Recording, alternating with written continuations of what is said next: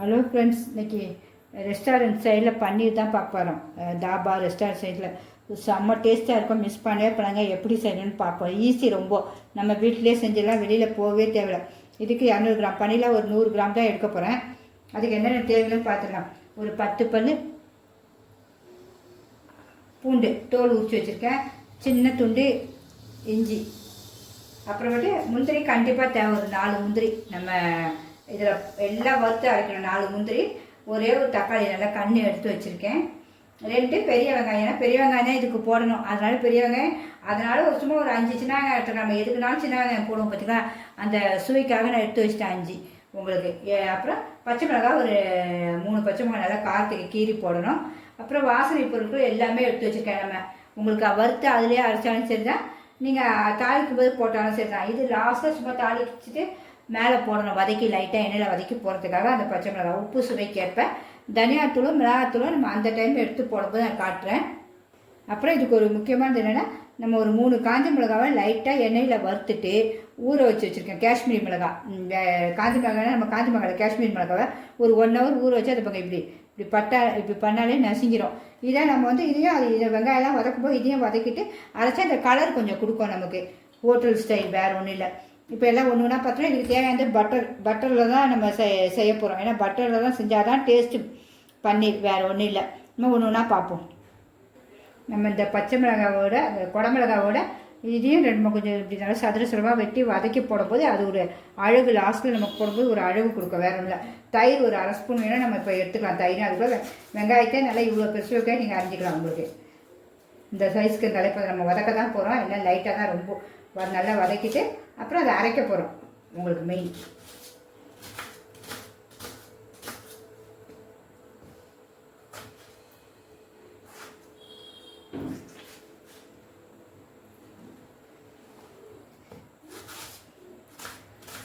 பிடிச்சிருந்தா கண்டிப்பாக என்னுடைய சமையல் பிடிச்சா ஒரு லைக் போட்டுருங்க.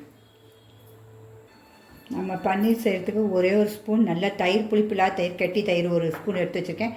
பால் சும்மா ஒரு சும்மா இவ்வளோண்டு ஒரு கால் அதாவது ஒரு 5 ஸ்பூன் போல் இருக்கும் பால். அந்த பாலையும் எடுத்து வச்சுக்கணும். உங்களுக்கு நமக்கு அது க்ரீமியாக வரத்துக்கு இதெல்லாம் உங்களுக்கு சூப்பராக இருக்கும். ஹோட்டலில் இதெல்லாம் செய்வாங்க, அதுமாரி தான் நம்ம செய்கிறோம். இப்போ நம்ம கடாய் வச்சுருவோம். போய்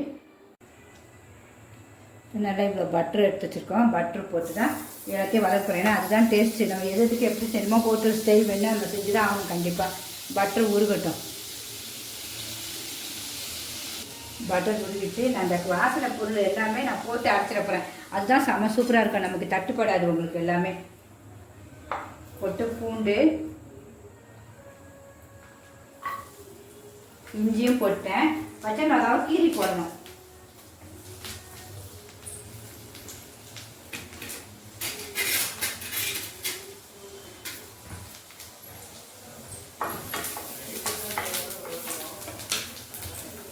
பச்சை மிளகாய் 2ஆக கீரி போனேன். ஏன்னா வெடிக்கும். அப்புறம் நம்ம மூஞ்சில் கண்ணுங்கள்லாம் பற்றக்கூடாது. இப்படி நம்ம கீரி போட்டிங்கன்னா வெடிக்காது.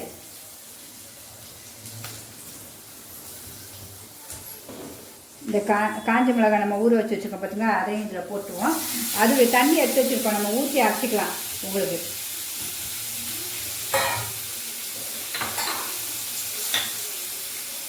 இப்போ வெங்காயம் தக்காளி எல்லாம் நல்லா போட்டுவோம். எல்லாமே வதங்கணும். நல்லா உங்களுக்கு வதங்கினா தான் டேஸ்ட்டு.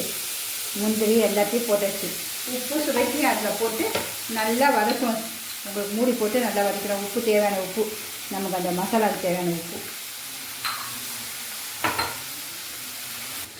நல்லா வதக்கிடுவோம். அதை நல்லா வதங்கினா தான் டேஸ்ட்டு உங்களுக்கு. மூடி வச்சு சிம்லேயே வதக்குவோம். அப்பப்போ கிண்டி விட்டுக்கணும்.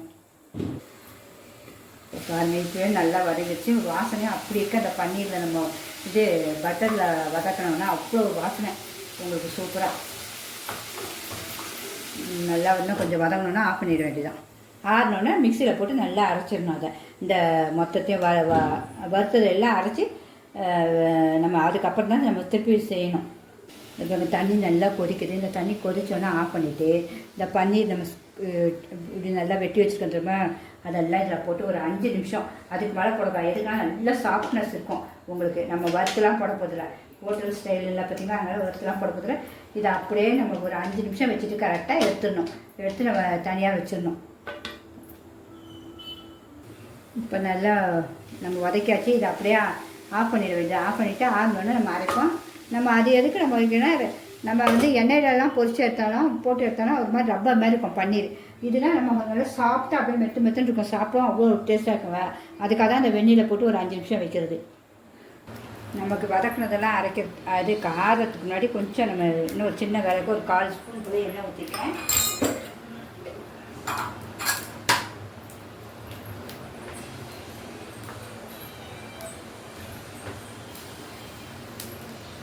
இது லாஸ்ட்டில் மேலே போகிறதுக்காக நம்ம லைட்டாக இப்போ வதக்கிடணும். ஏன்னா நம்ம ரொம்ப வதக்கக்கூடாது. நமக்கு லைட்டாக வதக்கும் போது அந்த சுவையும் டேஸ்ட்டாக இருக்கும். உங்களுக்கு நம்ம வதக்கும் போது நிறையா வதக்கிட்டால் அது மாதிரி கடுக்குன்னு இருக்கும். சுத்தமாக பச்சை வாடையும் போகணும், அந்த சுவையும் சூப்பராக இருக்கணும். அதுக்காக அவ்வளோதான். இதை அப்படியே ஆஃப் பண்ணிடுவோம். ஓரமாக எடுத்து வச்சாச்சு. நம்ம வறுத்ததை அரைக்க போகிறோம். அதுக்கு முன்னாடி இந்த ஒரு 1/4 ஸ்பூன் மிளகாத்தூள் நம்ம சுவைக்கேற்ப, ஏன்னா எல்லாமே நம்ம போட்டிருக்கோம். சும்மா கொஞ்சோண்டு 1/4 ஸ்பூன் தனியாத்தூள் 1/4 ஸ்பூன், அவ்வளோதான் சுவைக்காக. இப்போ நம்ம இந்த மிளகா ஊற வச்சோம், இந்த தண்ணியை இதிலே ஊற்றிக்கலாம். தண்ணி வேணுனாலும் நம்ம கரைச்சிக்கலாம். அரைச்சிட்டு கரைக்க போகிறோம். நம்ம திருப்பி ஒரு ஸ்பூன் எண்ணெய் ஊற்றி தான் வதக்க போகிறோம். அப்போ நம்ம தண்ணி தேவைப்படும், கொஞ்சம் ஊற்றிக்கலாம். இப்போ அரைச்சிடலாம்.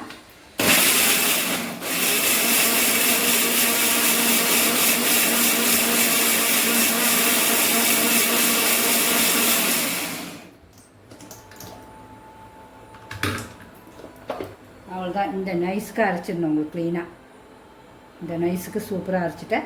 திருப்பி நம்ம இப்போ ஸ்டவ் பற்ற வச்சுருவோம்.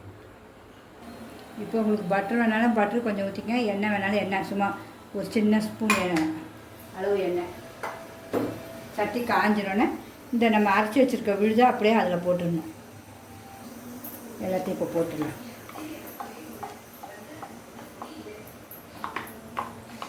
பத்தாளுக்கு நம்ம இந்த தண்ணியை ஊற்றிக்கலாம். சட்டி சூடாகிடுச்சு, அப்படியே இருக்கட்டும். ஏன்னா இந்த மசாலாலாம் நல்லா வேகணும் உங்களுக்கு. அதனால் இந்த மிக்ஸி கலந்த தண்ணியும் வேஸ்ட் பண்ணாமல் அப்படியே ஊற்றிட்டேன். கொஞ்சம் தண்ணி ஊற்றணும் கண்டிப்பாக. இப்போ இது கொதிக்கும் உங்களுக்கு நல்லா. நமக்கு எந்த அளவு திக்னஸ் வேணுமோ அந்த அளவுக்கு உங்களுக்கு. இப்போ நம்ம உப்பு காரம் எல்லாமே பார்த்துக்கலாம். நீங்கள் இது எல்லாமே சூப்பராக இருக்குது. இது நல்லா கொதிக்கட்டும். கொதிக்கும் போது தான் தயிரும் பாலும் கொஞ்ச நாள் நல்லா சுண்டி வரும்போது தான் ஊற்றணும். அதுக்குள்ளே இந்த நம்ம ஒரு கொதி வண்டியில் வச்சோம் பார்த்தீங்களா, பன்னீர் நல்லா சாஃப்டாக மெத்துன்னு ஆயிடுச்சு. எடுத்துட்டேன், உடனே எடுத்துடணும். 5 நிமிஷம் தான் கரெக்டாக வச்சுட்டு 5 நிமிஷம் வச்சு தண்ணியை வடிச்சிடணும். அவ்வளோ சாஃப்டாக இருக்கும். சாப்பிடும்போது அவ்வளோ டேஸ்ட்டாக இருக்கும். இதுமாதிரி இது கொஞ்சம் மூடி வச்சுருவோம். இது கொஞ்சம் நல்லா வற்றி கிரேவி சூப்பராக டேஸ்ட்டாக வரும் உங்களுக்கு. இந்த டைமில் பச்சை மிளகாய் போட்டுருவோம். சும்மா அழகுக்கு தான், வேறு ஒன்றுத்துக்காக கீரையெல்லாம் போட மாட்டேன். அப்படியே போட்டாச்சு ஒரு 3 பச்சை மிளகாய், சும்மா பார்க்க அழகுக்காக. நல்லா கொஞ்சம் ஒரு 5 நிமிஷம் ஆகட்டும். இது வந்து கொஞ்சம் தெரிக்கும். நம்ம மூடி வச்சுருக்கோம். அந்த மேலேயே மூடியில் இருக்க பிறகு அதனால் திறந்து வைக்காதீங்க. இந்த டைம் கொஞ்சம் பாலை ஊற்றிடுவோம். கொஞ்சம் பிறகு எண்ணெய் பிரிஞ்சு வரும். அப்போ டைமில் பாலை ஊற்றிடுவோம்.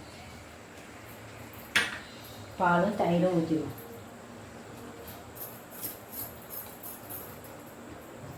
புளிப்பு இல்லாத தயிராக இருக்கணும், மெயின் அதுதான். புளிச்ச தயிராக இருந்தால் அதுக்கு எடுத்துடும் அந்த டிஷ்ஷே. என்ன அப்படியே சுண்டி எண்ணெய் மிதக்கும். நம்ம ஊற்றின எண்ணெய் அந்த ஒரு ஸ்பூன் எண்ணெய் அப்படியே மிதந்து வந்துடும். இப்போ பார்க்கலாமா? இங்கே பார்த்தீங்கன்னா சூப்பராக நம்ம ஊற்றின அந்த ஒரு ஸ்பூன் எண்ணெய் அழகாக நல்லா பிரிஞ்சு வந்துடுச்சு. இதை பாருங்கள், இதுதான் பக்குவம், கரெக்டான பக்குவம் உங்களுக்கு. இப்போ நம்ம வந்து இதை ஒரு கிண்டிட்டு நல்லா வெந்திருக்கோம். எல்லாம் சூப்பராக இருக்கும் உங்களுக்கு. திக்னஸ் உங்களுக்கு இன்னும் வேணும்னா, இன்னும் கொஞ்சம் திக்கு வேணும்னா நீங்கள் வச்சுக்கலாம், இல்லைன்னா வேண்டாம். ஏன்னா பன்னீர் போட்டு ஒரு 5 நிமிஷம் தான் நம்ம வைக்கணும். அதுக்கு மேலே வைக்கக்கூடாது. பன்னீரை போட்டுருவோம். இது கரையாது கொள்ளாது, ரொம்ப சூப்பராக இருக்கும். இதுக்கு வந்து தேங்காய் சாதம், அப்புறம் புலாவு, அப்புறம் சப்பாத்தி, நான் எல்லாத்துக்கும் சும்மா டாப்பாக இருக்கும் இது உங்களுக்கு. இந்த கிரேவி மிஸ் பண்ணவே பண்ணாதீங்க. இந்த கிரேவி எல்லாருமே வச்சு சாப்பிடுங்க. ஒரு 5 நிமிஷம் தான் உங்களுக்கு இறக்கிடணும். இப்போ இந்த கஸ்தூரி மேத்தி கொஞ்சம் எடுத்து வச்சுக்கோங்க வாசனைக்கு. இதை செம்ம சூப்பராக இருக்கும். இது நல்லா இப்படி கசக்கி மேலே தூவிடுவோம். இதை விட்டு ஆஃப் பண்ணிட வேண்டியதான். நிமிஷம் தான் நம்ம பன்னீர் போட்டு நம்ம டேஸ்ட்டையும் பார்த்துருவோம். நம்ம ரெஸ்டாரண்ட் ஸ்டைல் தாபா ஸ்டைலில் பன்னீர் எவ்வளோ சூப்பராக ரெடி ஆகிடுச்சு பாருங்கள். செம சூப்பராக இருக்கும். மிஸ் பண்ணவே போனாங்க, எல்லாருமே செஞ்சு சாப்பிடுங்க. இந்த பாருங்கள், இந்த பன்னீர் அவ்வளோ சாஃப்டாக இருக்கும் பாருங்கள். எடுக்கும்போது இது குத்தம்போது என்ன ஒரு அழகாக இருக்குது பாருங்கள். உங்களுக்கு சுவையும் அவ்வளோ அட்டகாசமாக இருக்கும். நான் சுவை காட்டுறேனே உங்களுக்கு. இப்போ பாருங்கள், சுவையை நம்ம பார்க்கணும்ல, டேஸ்ட்டாக ரொம்ப சூப்பராக இருக்கும். மிஸ் பண்ணவே பண்ணாங்க. இந்த பாருங்கள், இப்போ சுவையை எடுத்து பார்க்க போகிறேன். சப்பாத்தி நான் எதுக்குமே விடாதீங்க, எல்லாருமே ரொம்ப பிடிக்கும் எல்லாருக்குமே. இப்போ உண்மையாகவேங்க ஹோட்டல் பக்கமே நம்ம போக மாட்டேங்க. நீங்கள் இதெல்லாம் செஞ்சிங்கன்னா அவ்வளோ சுவை. எல்லாமே நம்ம ஹெல்த்தி பார்த்திங்கன்னா வீட்டில் பார்த்து செய்கிறோம். பிடிச்சிருந்தா கண்டிப்பாக லைக் பண்ணுங்கள். சிம்பா நியூஸ் சேனலுக்கு சப்ஸ்கிரிப்ஷன் பண்ணுங்கள் ஃப்ரெண்ட்ஸ். உங்கள் ஃப்ரெண்ட்ஸ் ஷேர் பண்ணுங்கள். நீங்களும் அதே மாதிரியே ரசித்து ருசித்து செஞ்சு சாப்பிடுங்க. ஓகே ஃப்ரெண்ட்ஸ், பாய்.